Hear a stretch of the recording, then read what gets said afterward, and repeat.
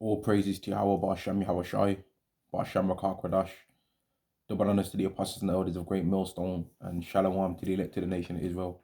This is going to be a lesson on the topic of the God of Abraham, Isaac, and Jacob, on the topic of Yahweh being called the God of Abraham, Isaac, and Jacob.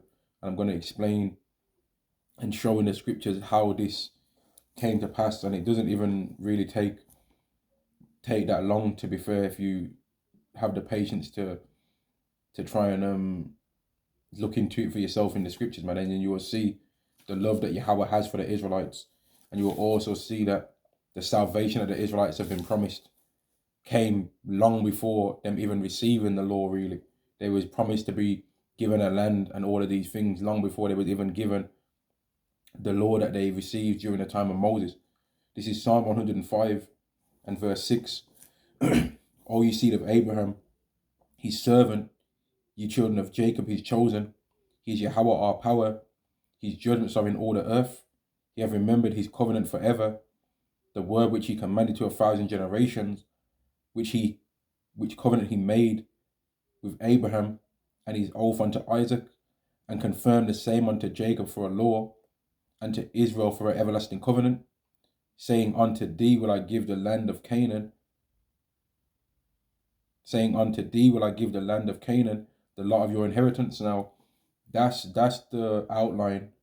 But I'm going to show in the Torah what people call the Torah, or what people call the first 5 books of Moses, or what people call the Pentateuch, right? I'm going to show in all of these what in this thing that the people call the Torah, which is going to be in the book of Genesis, which means in the beginning, right? Or yeah, if Genesis means in the beginning, I'm going to show in that book, right, in the first book of the Bible, how this came to be, right? So I'm going to start off with I'll briefly go into Genesis 11. In fact, 1 second, Salakia. This is Genesis chapter 11 and verse 26. And Terah lived 70 years and begat Abram, Nahor, and Haran. Now, for the people that don't know, Abram was Abraham's name before his name was changed to Abraham, right? And then it goes on to show that Abraham had brothers, right? Our forefather Abraham, he had brothers, and the name of one brother was Nahor, and the name of the other brother was Haran. Yet Yahweh didn't decide to be called the God of Abram, Nahor, and Haran, Isaac, and Jacob. He never said that. He said he was going to choose, he chose Abram out of those, right? Verse 27. Now these are the generations of Terah. Terah begot Abram, Nahor, and Haran begot Lot. And Haran died before his father Terah in the land of his nativity in Ur of the Chaldees, which people know as Mesopotamia, which is like if you was to just make a big circle around like the regions of like Turkey, Egypt, Israel, and surrounding places, and was to draw like a big circle around like that place, it would compass all of those lands, man, right?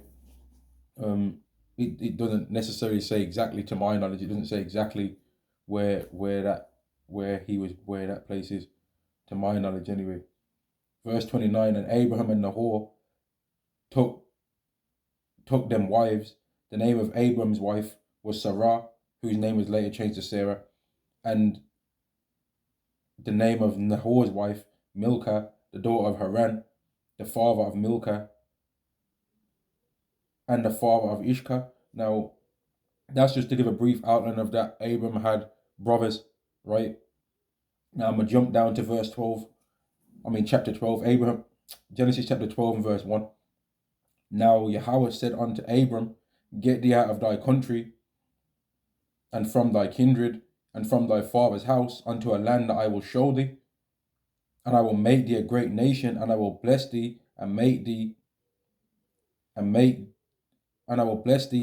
thy name great, and thou shalt be a blessing.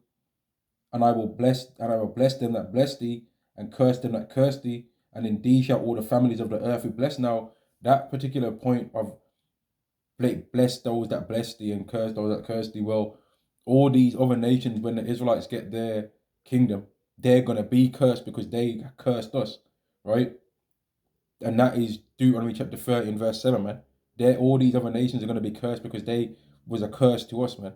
Right? Yahweh used them to curse us. But let me carry on reading anyway. Verse 3. Genesis chapter 12, verse 3 again. And I will bless them that bless thee, and I will bless them that bless thee, and curse him that curseth thee, and in thee shall all the families of the earth be blessed. So Abraham departed, and Yahweh, as Yahweh had spoken unto him, and and Lot went with him, and Abraham was 75 years old when he departed out of Haran. And Abram took Sarah his wife, and Lot his brother's son, and all their substance, and all their substance that they had gathered, and the souls that they had gotten in Haran, and they went forth to go into the land of Canaan, and unto the land of Canaan they came. So Abraham traveled into the land, and because there's a lot of people that I've heard people say that Abraham never saw the land that he was promised. That's not true. Abraham stepped his feet on the land that he was promised, right? But at that time, there was another group of people living in there at that time. Verse 6, which was the Canaanites. Verse 6, and Abraham passed through the land unto the place of Shechem, and unto the place of Shechem, unto the plain of Moreh, and the Canaanite was then in the land. So that's just back to the point that I made. The Canaanites was there at the time, right? Which is why the land would have been called the land of Canaan, I'm assuming, and as well also. Verse 7, and Yahweh appeared unto Abram and said, unto thy seed will I give this land. And there builded he an altar unto Yahweh, who appeared unto him. So even though there was another group of people living there, Abraham was told, you're going to receive this land. Now, I want to just quickly make a point on that, right? Because everyone tries to say that the Israelites stole the land and all of this. No, Yahweh kicked the Canaanites out of the land because they was wicked, man, right? They loved to do child sacrifice, man. And let me just get a quick scripture on that point. This is Genesis chapter 15 and verse 16. Is that the scripture I'm looking for? Yeah. Genesis chapter 15 and verse 16. But in the fourth generation they shall come hither again, for the iniquity of the Amorites is not yet full. Right? So the Amorites is like a tribe of the Canaanites, man. And they had to fulfill some of their wickedness that they needed to do, man. They loved child sacrifice, man. And there's people that have did search into the lands, right, of which is the land of Israel, and they saw that they had like 20,000 skeletons all put in urns and stuff like that, man, because they was doing child sacrifice, man, and they found that the main age range of what they was doing is child sacrifice, and the ages of the baby's bones and stuff like that, from what they predicted anyway, was from around like 1 month to 2 months old, man. So they had a particular ritual that they loved to perform using babies, that they used babies from 1 month to 2 months old, man. They was wicked, man. And if you look it up for yourself, you will see that they did the child sacrifice. And let me just get a quick scripture as well now, since I've said that point, from the book of Salakia, man. From the book, almost damaged my Bible, man.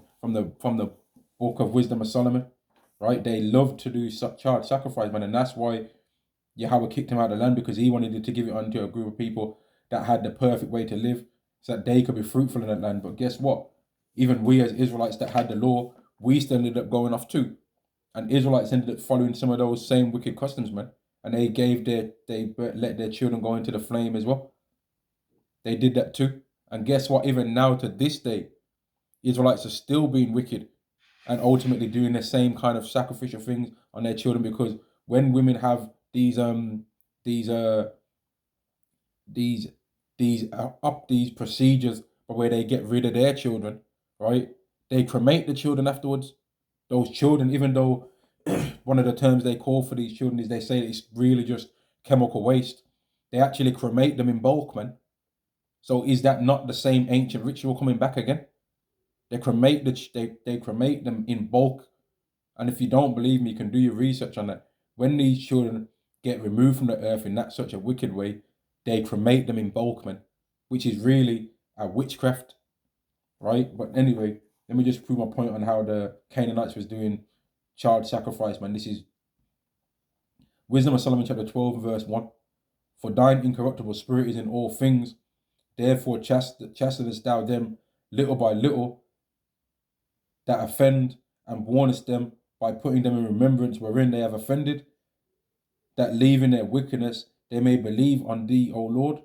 For it was thy will to destroy by the hands of our fathers both those old inhabitants of thy holy land, which is the Canaanites, whom thou hatest for doing the most odious works of witchcraft and wicked sacrifices, and also those merciless murderers of children, right, which is that child sacrifice, man. Also those merciless murderers of children and and devourers of men's flesh. So there was cannibals too, right? And feasts of blood, right? With their priests out of the midst of their idolatrous crew, and their parents, and the parents that killed with their own hands souls destitute of help. So they was committing it on their own children, man. Right? That's why they got taken out of the land, because they were wicked, man. And that's the reason why Israelites got taken out of the land too. We got spewed out too. Yahweh told us don't follow after wicked customs, because the people that was before you in this land, they also did these things, and that's why I spewed them out of the land. And I'm gonna get that scripture too in a minute. Wisdom of Solomon chapter 12 verse 7, that the land which thou esteemest above all might receive a worthy colony of God's children. But yet, even when we went back to that land, we wasn't worthy yet either. And that's why we still haven't gone back to the land in full since we got removed out. We've never all been back in the land since the northern kingdom got taken out by the Assyrians and got taken into captivity. The whole of the Israelites have never been back to that land again, because we've never been worthy to go back, man. It's not even worthy. It's not even worth going back until we're worthy to go back, until we're never going to get removed out of there again. Now, Israelites of the southern kingdom went back, but the whole nation of Israel never went back there again. Now, I'm going to get back onto the topic of what I said about about Abraham, Isaac, and Jacob, but I want to just make this point as well about the Canaanites, man, because they were wicked, man, right? And I just want to prove this point. This is Leviticus chapter 20 and verse 22. Ye shall therefore keep all my Let me read it again. Leviticus chapter 20 and verse 22.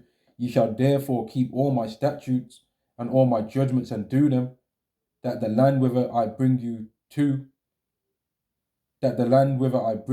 dwell therein, spew you not out, and ye shall not walk in the manners of the nation which I cast out before you, for they committed all these things, and therefore I abhorred them.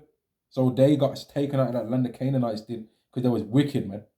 Right? They wasn't righteous. They was committing all types of madness, right? And guess what? When we went into the land, we was wicked too, but yet that land was promised to our forefather Abraham. So we're gonna that's our land, man. That's the Israelites' land, man. The real ones, not the fake ones. It's not the land that belongs to no Ishmaelites. Now they try and think it's their land because they come from Abraham as well, but it's not their land neither, man. There's a whole bunch of people that are from Abraham that are all trying to fight over that holy land because they're thinking that they've got a claim to it because their forefather is Abraham too. The Ishmaelites, their forefather is Abraham. He's one of their forefathers too, right? So is the Edomites' forefather Abraham. But then the Israelites that are the seed, that accounted for the seed, that are the seeds of the promise, are the Israelites. So we're the ones that really deserve the land. The Edomites don't deserve it, and neither do the Ishmaelites. But right now, it's mainly the Ishmaelites and the Edomites that are fighting over that land, man. They're the main two people fighting over that land. They're having big battles about that land right now. Now, it's a lucky for going off topic, but that's important points to make. And now I'm going to go back to the topic of Yahweh being the God of Abraham, Isaac, and Jacob. So I already read in Genesis 12, 1 to verse 7, that Abraham got shown the land and was told, this is the land that I'm going to give to you. But I'm going to use another scripture as well in the next chapter. Genesis chapter 13 and verse 15. For all the land which thou seest, to thee will I give it, and to thy seed forever. Now, who was the one that was counted as the seed? Was it the Ishmaelites? Was it the Edomites? No, because the people that was counted for the seed are the ones that went into a captivity for 400 years. Now, I'm going to carry on reading in this, and I'm going to go back to that. Verse 16, and I will make, Genesis chapter 13, verse 16, and I'll make thy seed as the dust of the earth, so that if a man can count the number of the dust of the earth, then shall thy seed also be numbered. Arise, walk through the land. Arise, walk through the land in the length of it and in the breadth of it, for I will give it unto thee. Right? So this was a promise that was given unto Abraham, man. Now I'm going to get another point in Genesis, the 15th chapter, where Abraham was told he was given all of this land and he was getting older, but he didn't have any children, man. He never had any children at this time. So let's get this. This is Genesis chapter 15 and verse 1. After these things, the word of Yahweh came unto Abraham in a vision, unto Abram in a vision, saying, Fear not, Abram, I am thy shield and thy exceeding great reward. And Abram said, Lord Yahweh, what wilt thou give me, seeing I go childless, and the steward of my house is Eleazar of Damascus? And Abram said, Behold, to me thou hast given no seed, and lo, one born in my house is mine heir. And that would have been Lot at the time, if I'm not mistaken. That would have been Lot, right? And behold, the word of Yahweh came unto him, saying, This shall not be thine heir, but he that shall come forth out of thine own bowels shall be thine heir. And he brought him forth abroad, and said, Look now toward heaven, and tell the stars, if thou be able to number them. And he said unto him, So shall thy seed be. Meaning you're going to have an innumerable amount of people that are going to be from your line, man, from your lineage. You're going to have an innumerable amount that no one's going to be able to ever count them. Because really what people get silly about, man, is they don't understand that a man's seed is really the same seed as his father's seed. So when we as men have children, if we have children, right, our children are exactly the same seed as what came out of our father's loins. And his what came out of his loins was the same seed that came out of his father's loins, right? When apples have seeds in them, right? And then another apple gets made from those seeds that came out of that apple. Those seeds are exactly the same type of seed that was in the previous apples that came before it, man. And the ones that came before that, and the ones that came before that. Now, different soil can bring out different things in the seed, yet the seed is still the same. So the Israelite seed that are from the tribe of Benjamin is not really no different than the seeds that came out of Benjamin's loins, man. It's all Benjamin seed, right? Same thing with Judah. Same thing with King David. That's why Yahweh Shai is called the son of David, because the seeds that came out of his loins also was the same seed that came out of Joseph's loins, man. But people that are not learned in the Bible don't understand these things, and people that ain't learned in earthly concepts, such as a man and a woman having children, and that's the way it's always been for anybody that's ever walked on the earth, right? They will not be able to understand the heavenly things. Yahweh Shai was born from his earthly father's seed, which his earthly father was Joseph, yet the spirit that was in him came from Yahweh, directly made by Yahweh. Yahweh Shai's spirit was directly made from Yahweh, which is what caused for Yahweh Shai to be considered as the Son of God, right? But people don't understand these things, man. But let me carry on back in this anyway, right? So I just read in Genesis 15 that Abram didn't have anybody of his loins or anybody of his children, and he was told, no, Lot's not going to be your heir. The person that's going to be your heir is going to be somebody that you're going to have produced from your own loins, right? Now let me jump down to verse 12. And when the sun was going down, a deep sleep fell upon Abram, and lo, an horror of great darkness fell upon him.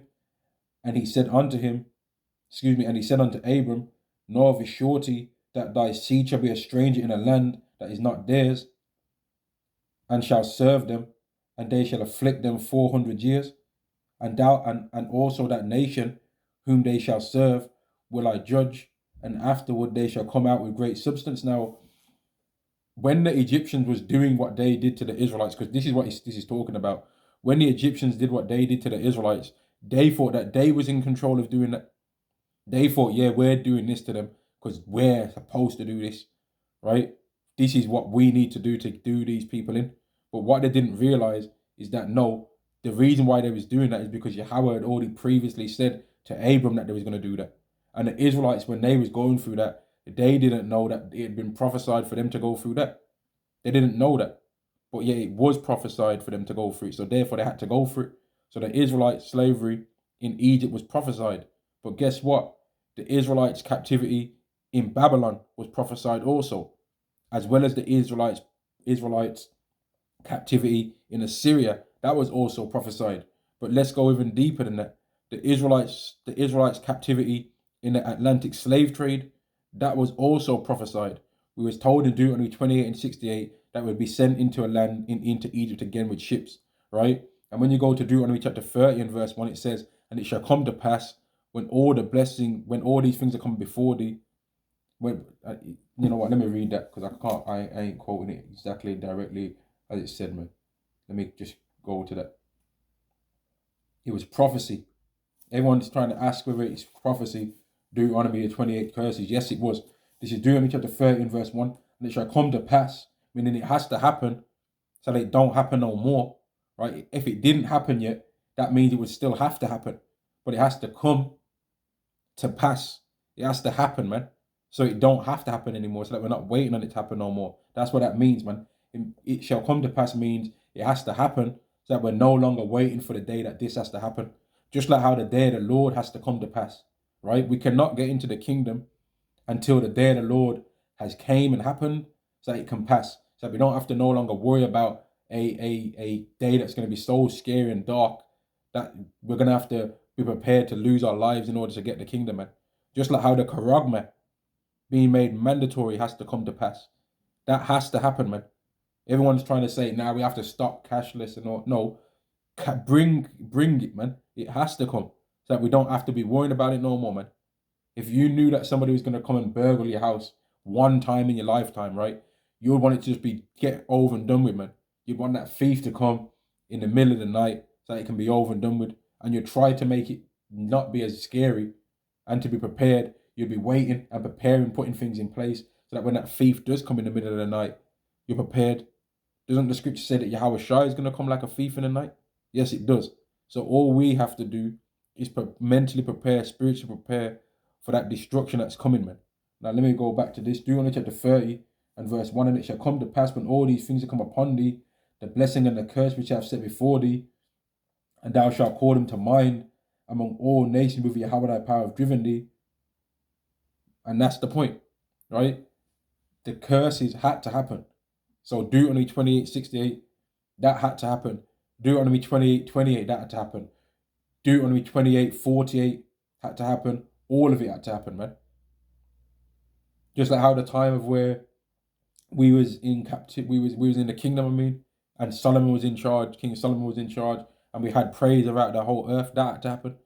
But that was a brief time, because the time's coming where it's going to be permanent, man. So it doesn't matter that we only got a 40 years, because in the time to come, when we get the kingdom, that's going to be forever. Daniel 7 and 27 shows that. Daniel 2 and 44 shows that. Luke 1 and 33 shows that Yahweh Shai's kingdom is an everlasting kingdom, right? Now, I've proved the point on that, right? That the Israelites were prophesied to go into captivity, and those are the people that was the seed, because it wasn't the Ishmaelites that went into Egypt, right? The Ishmaelites didn't go into Egypt for 400 years. That wasn't them. So the people that was counted as a seed were the Israelites. That's how you can prove that point even before there was any Israelites, man. Right? You can prove that point just from that. And you can also prove that point with from verse 13 and from verse 12, from chapters 13 and from chapter 12, when it was told that the land of Canaan was going to go into these people. There's nowhere in the scriptures where the Edomites was promised the land of Canaan. That wasn't what they was given. They was given the blessing of the sword. Right now, I'm gonna try to speed up the point, man. Right, I'm gonna try to speed up the point a bit. I'm gonna show how through several points the Israelites are the ones that this promise ends up getting passed down to. This is Genesis chapter 17 and verse 19. And God said unto Sarah, and God said, Sarah thy wife shall bear thee a son indeed, and thou shalt call his name Isaac, and I will establish my covenant with him for an everlasting covenant, and with his seed after him. So how is it that some people have tried to say that now the covenant goes to everybody, when before there was even a old covenant, right? Before there was even an old covenant, the covenant was told unto Abraham that the covenant that I'm going to give, that I'm going to make with Isaac, your son, is going to be an everlasting covenant. And that same everlasting covenant is going to pass on to his seed after him. So where are they getting it from that is for everybody? The old covenant, before it was even made, before the Israelites before there even was any Israelites, man. Jacob didn't exist at this time when this was being said unto Isaac. And guess what? Isaac didn't exist at this time. Even though Isaac's name's been mentioned as being given the covenant at this point, Isaac didn't exist. The birth of Isaac comes in Genesis the 21st chapter. So let me read that again. Genesis chapter 17 and verse 16. No, Genesis chapter 17 and verse 19, Salakia. And God said, Sarah thy wife shall bear thee a son indeed, and thou shalt call his name Isaac, and I will establish my covenant with him for an everlasting covenant, and with his seed after him. So before Isaac even existed, he was promised a covenant. But before Jacob even existed, he was promised a covenant, right? And before the Israelites, before Reuben, Dan, any of these Israelites, before Joseph, before Ephraim and Manasseh existed, they was also promised the covenant, man. They was promised the covenant. So where people are getting it from, that this thing is just something that's now Abraham is just everyone's forefather, it's ridiculous, man. That's not what it is, right? And here's the proof. Directly after that said, it says this in verse 20. As for Ishmael, I have heard thee. Behold, I will bless him. Behold, I have blessed him, and I will make him fruitful, and I will multiply him exceedingly. 12 princes shall he beget, and I will make him a great nation. Now we read about that. We read about Ishmael getting his 12 sons or whatever, man. And he's 12 tribes, but they're not the tribes of Israel, though. That's separate, right? And I will make him a great nation. But my covenant will I establish with Isaac, which Sarah shall bear unto thee at this set time in the next year. So he said, next year at this same time, you're going to have a son, and his name's going to be Isaac. You're going to bear a son. That's going to your wife's going to bear a son unto you. That's called Isaac, man. But before Isaac even existed, he'd already received the everlasting covenant, right?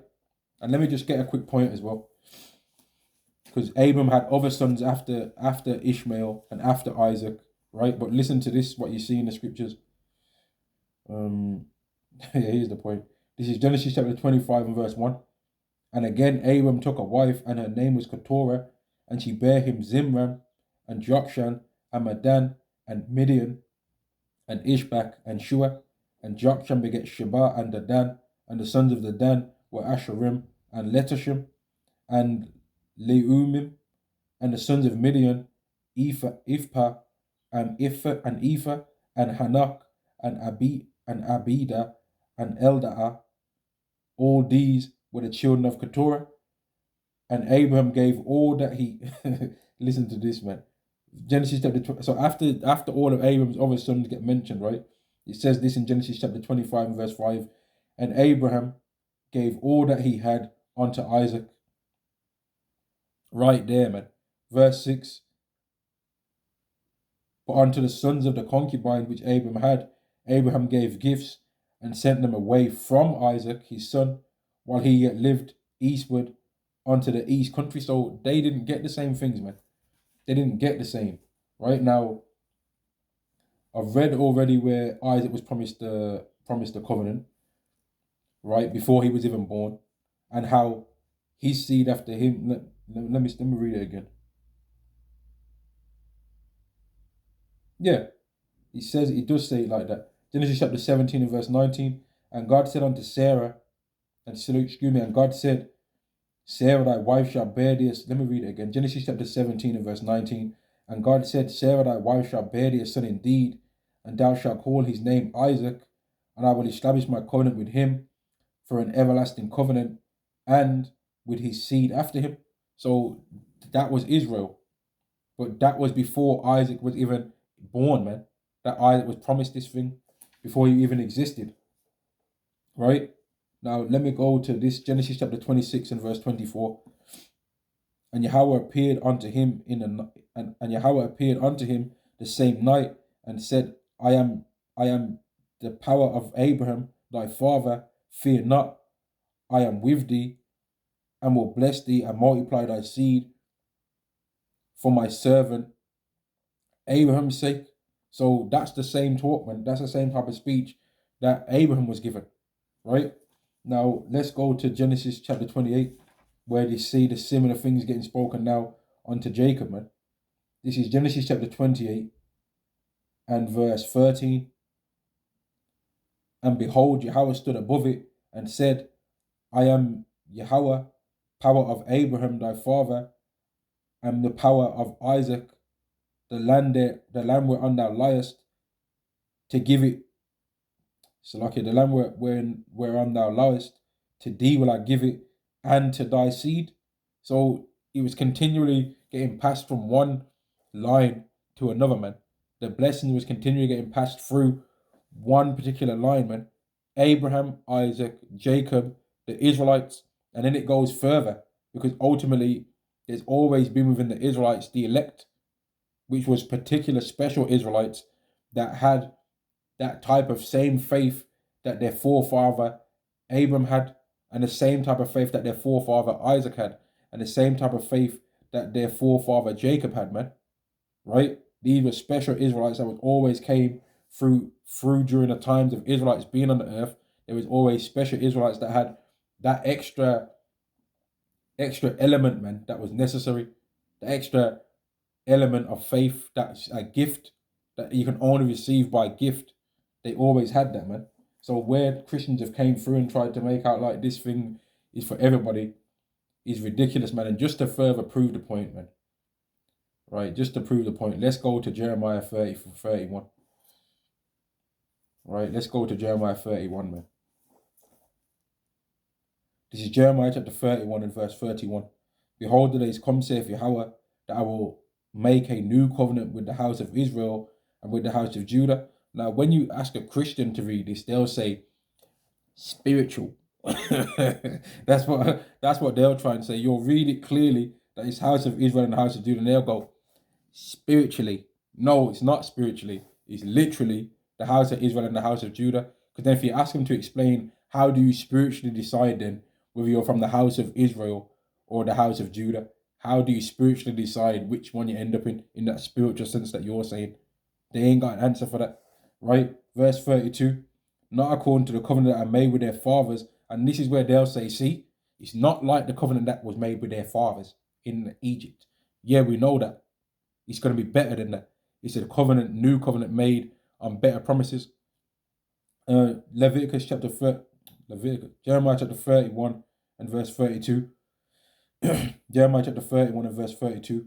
Not according to the covenant that I made with their fathers in the day that I took them by the hand to bring them out of the land of Egypt, which my covenant they break, although as a husband unto them, saith Yahweh. Because after Yahweh took the Israelites out of Egypt, right, he made a covenant with them, right?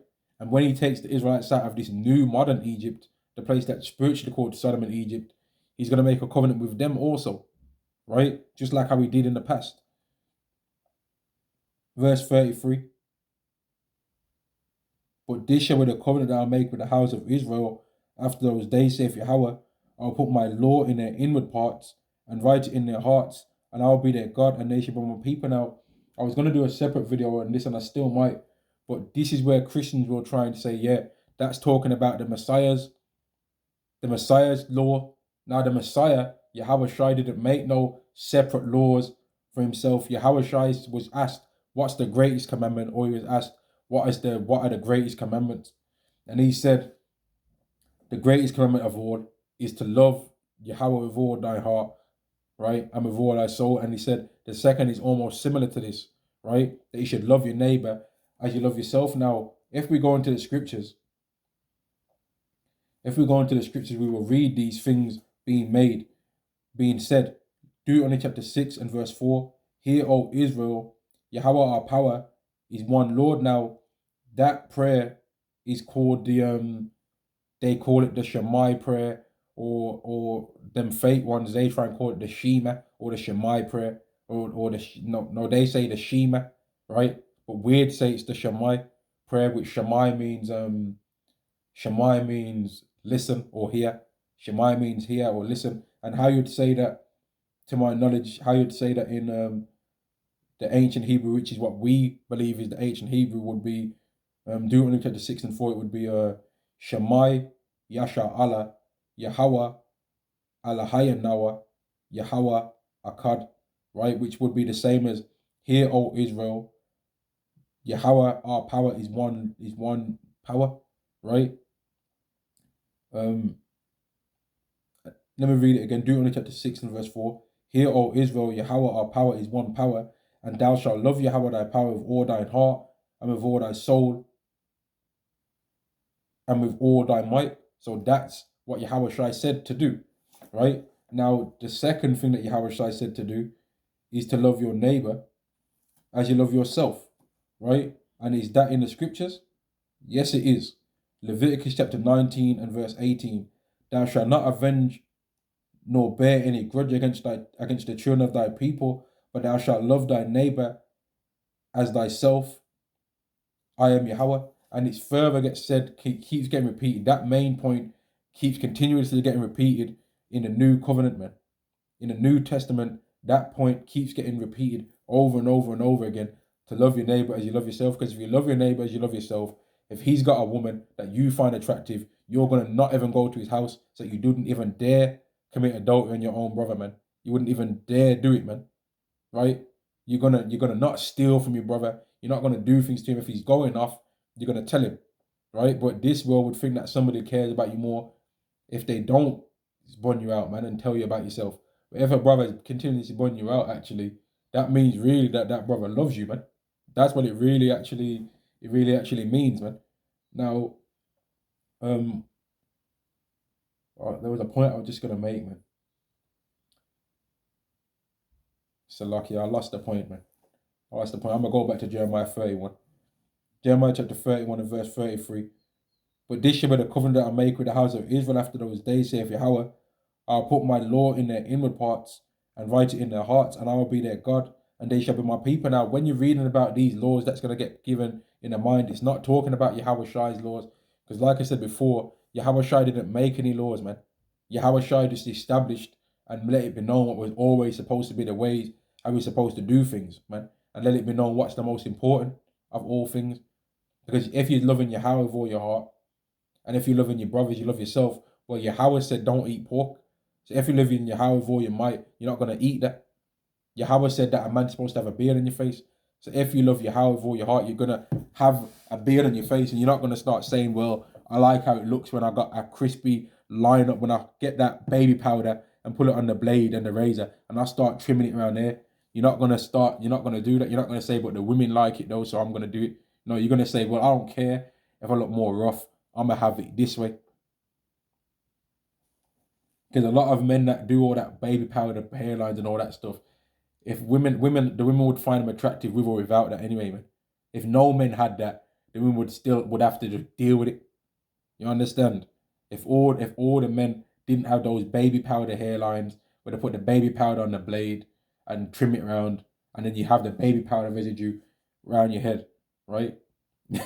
you wouldn't have to do that, man. And we might have liked when we was in the world to get our hair cut. We might have got our hair cut 4 times a damn month, man, in the past. But you remove that from you, man, and you purge it away. And other things will be more difficult to purge away, man. But ultimately, it's all going to get purged away when we're under this covenant that I'm reading. Jeremiah chapter 31 and verse 33. But this shall be the covenant that I make with the house of Israel after those days, saith Yahweh. I'll put my law in their inward parts and write it in their hearts, and I will be their God, and they shall be my people, and they shall teach no more every man his neighbor. And here's how we prove that we're not under this yet. And they shall teach no more every man his neighbor, And every man his brother, saying, Know Yahweh, for they shall all know me, from the least of them unto the greatest of them, saith Yahweh, for I will forgive their iniquity and I'll remember their sin no more. Now, if we was under the new covenant already, there'd be no need for people to be outside on the streets teaching the Bible in any way, shape, or form, under any of these so-called doctrines that all these people have.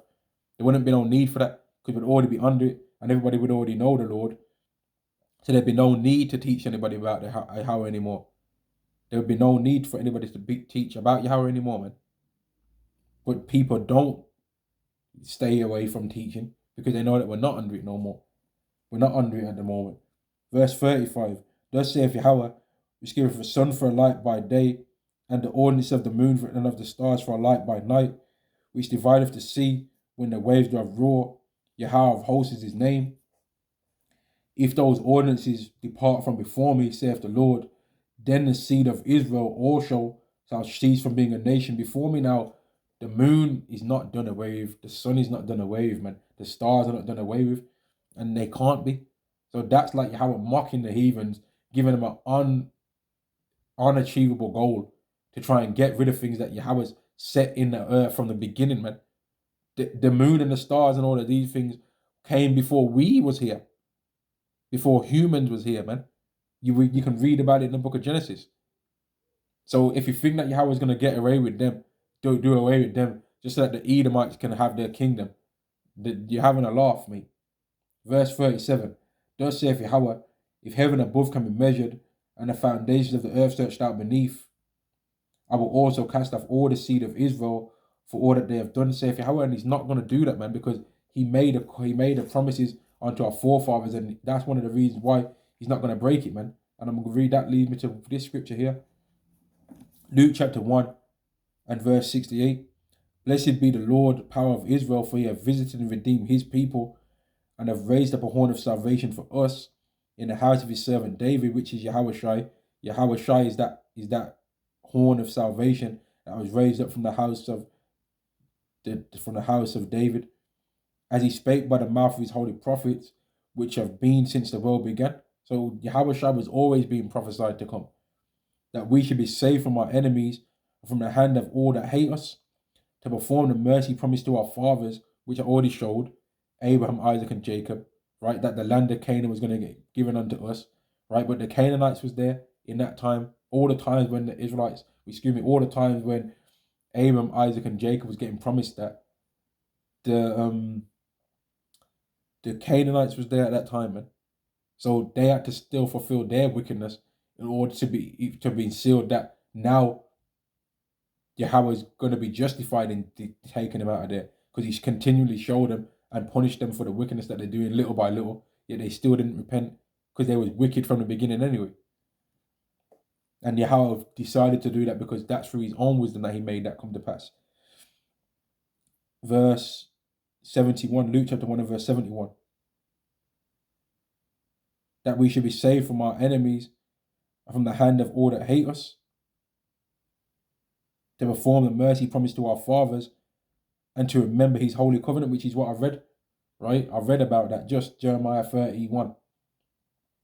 The oath which he swore to our father Abraham, that he would grant unto us, that we, being delivered out of the hand of our enemies, might serve him without fear. And that's that thing right there, man, is what I read in it's briefly what I read in Genesis, right? It's briefly what I read in Genesis, man. That he would grant unto us, that we, being delivered out of the hand of our enemies, might serve him without fear. Now we got taken out of the land. We was in captivity in Egypt, and we got taken out of that captivity, and then we got brought into the land, right? But then we was given blessings and curses and told, if we do them, we're going to stay in the land, if we follow the laws. And if we don't follow the laws, we're going to get taken out of the land. Now, we didn't follow the laws, therefore we got taken out of the land. But that did not mean that promise that was made to Abraham was become void. Neither did it mean that if we ever was to start following the laws again, that we wouldn't get the blessings. And there was nowhere where it was written in the blessings and the curses that if we sinned and went off, that we was going to burn in hell, right? Or if we sinned and went off, that we was just going to be cast off from being a nation. No, we were still going to be a nation in Yahweh's eyes, but we was going to be a nation that he was cursing. But every single time when we went away and fell off, we was always given a chance to escape out of that, man. Now, that goes into now a particular scripture in Galatians, man, that I want to read.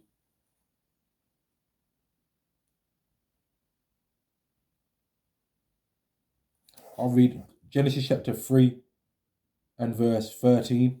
Hamashiach have redeemed us from the curse of the law, being made a curse for us, for it is written, curses everyone that hangeth on a tree, that the blessing of Abraham might come on the Gentiles through Yahushua Mashiach, that we might receive the promise of the Spirit through faith. Now, people lose their mind because it says Gentiles there, but when you look the word up, the word is going to say ethnos, which doesn't mean a heathen nation when you look it up, right? Verse 15, brethren, I speak after the manner of men, though it be but a man's commandment, yet if it be confirmed, no man disannulleth or addeth thereto. Now to Abraham and his seed, where the promise is made, he saith not, and to seeds of many, but as of one, and to thy seed, which is the Mashiach.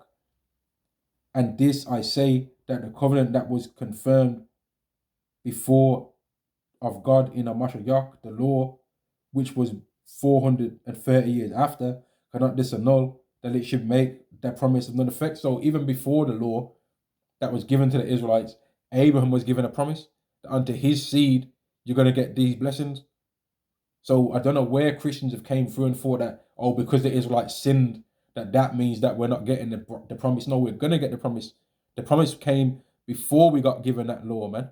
Before it was established completely that this is the perfect way to live on earth. Perfectly, right? We was given those promises. We was given it before we even existed as Israelites, man. Before Isaac existed, he was given this. Before Abraham even had any children, he was given it. Before Abraham even had the name Abraham and was called Abram, he was given the land and told, this is going to be your land, and told the stars, your children and your seed line is going to be more than the stars of the sky. Right? Verse 18, for if the inheritance be of the law, it is no more of promise. Exactly. Because if it was a thing that was of the law, that would have meant then that a heathen nation could have kept the law and then it be given unto them instead of giving unto the Israelites, which it can't be.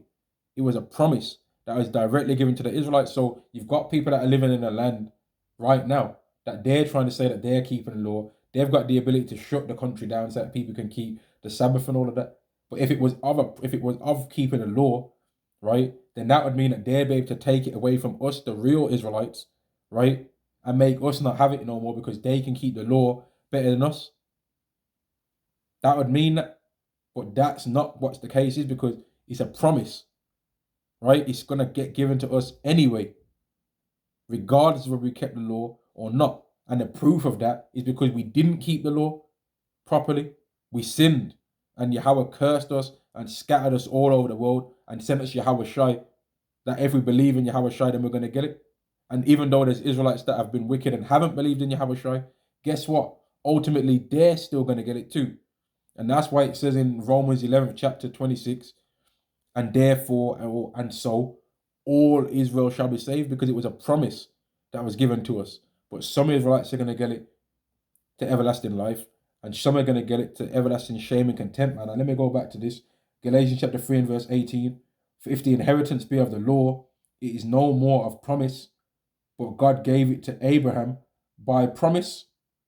And who did he give it to after Abraham? Unto his seed after him. Who is the seed after him? Because we know that he had Ishmael first. But did it go to Ishmael? No. It went to Isaac. And who did it go to after Isaac? It went to Jacob. And who did it go to after Jacob? It went to the Israelites, man. It went to the Israelites. And people don't want to accept this, but that's what it is, man. That's what it is. That's what it is, man. Wherefore then, it goes on to say, wherefore then serves the law? It was added because of transgressions, till the seed should come, to whom the promise was made, and it was ordained by angels in the hand of the mediator. Jump down. Now the Now the mediator is not a mediator of one, but God is one.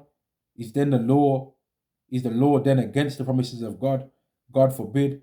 For if there had been a law which could have given life, verily righteousness should have been by the law, because that law is ultimately a part of the promise, man.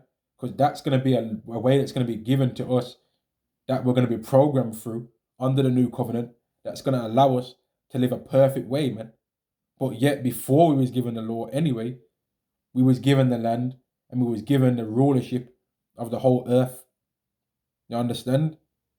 Jacob was told that people are going to serve you before the Israelites was given that law. So people don't want to accept this. But when you actually really read the Bible for real, right, and don't try and make some Christianity doctrine, you really read what it is, and you don't try and get emotional about who it's for or who it's not for, and you don't start thinking, yeah, but those blacks and those Latinos and Native Americans, they're saying that they're the Israelites, so we got to try and come up with a lie so that they don't get any kind of thing that's good. When you stop doing that and you actually really read the book, you find out that it's only for the Israelites. And whoever the Israelites are on the earth is for them. If the Negroes, Latinos, and Native Americans are not really the Israelites, and are really Hamites or some Japhet, then guess what? We ain't getting it. But if we are, then we are getting it. And if you ain't getting it. Right? But that's what they don't want to accept, man. Verse 22, Galatians chapter 3 and verse 22. But the scripture have concluded all under sin, that the promise by faith of Hamashiach Yahweh Shai, let me read that again. But the scripture have concluded all under sin, that the promise by faith of Yahweh Shai Mashiach might be given to them that believe. Exactly. Because ultimately them became about, no, the law is not what's going to allow you to get this. You're going to have to believe on that prophet that I was going to send among you, that if you didn't believe on this particular prophet, then it was going to be over with for you, man. And that prophet was Yahweh Shai, the son of Yahweh. And there's deeper reasons as to why he's the one worthy to have been that one, which don't need to even be gone into in this lesson. Verse 23. But before faith came, we were kept under the law, shut up unto the faith which should afterwards be revealed, because the law was given for a time, right? That we had to show faith in these. This is the righteous way to live. But then when Yahweh Shai came, we were shown, okay, now we need to even increase our faith further and show that we believe in him, right? Yet that doesn't mean that the law is wicked, because he kept the law. So to show, no, there's nothing wrong with what this law that you've been given. This law is not wicked. That's what he was to show. This law is not wicked that you've been given. This law is in fact very righteous. And whenever people came and asked him about the law, didn't he say to keep it? Didn't he say keep the law? Yet the more righteousness was that you believed in him, because he came and spoke mainly to the sinners. Did he not? Yes, he did. Verse 24, wherefore the law is our schoolmaster to bring us unto a Mashiach, that we might be justified by faith. Exactly. The law is to teach us, man, that there's still something that we're missing even greater than just keeping these laws, because we was given a sacrifice system under this. But then when the time was prepared, we was given a greater sacrifice than the sacrifice of animals. We was given a sacrifice of Yahweh's only begotten son, man. Right? So, yeah, man, I think I made the point, man. Yahweh is the God of Abraham, Isaac, and Jacob, man. And hopefully I gave a good outline, man, of what it meant with that whole promise of Abraham, man, and what the law meant and all of these things, man. Because it's a topic that, as time goes by and you've read the scriptures more and more, and you see all the extra videos that brothers make, man, and they say particular points in videos, and you something happens, you're like, oh, man, you've made me learn something more than what I even knew before, man. But it takes time to learn these things, right? Hopefully somebody he's gonna get helped by this video, man. And so lucky if I was talking too much and not reading and scriptures, man. But Lord wills it's gonna help at least like one person or whatever, man. All praises to Yahweh Ba'Shem Yahweh Shai, Ba'Shem Rakah Kwadash. Double honors to the apostles and the elders of Great Millstone, and Shalom to the elected nation of Israel. Shalom.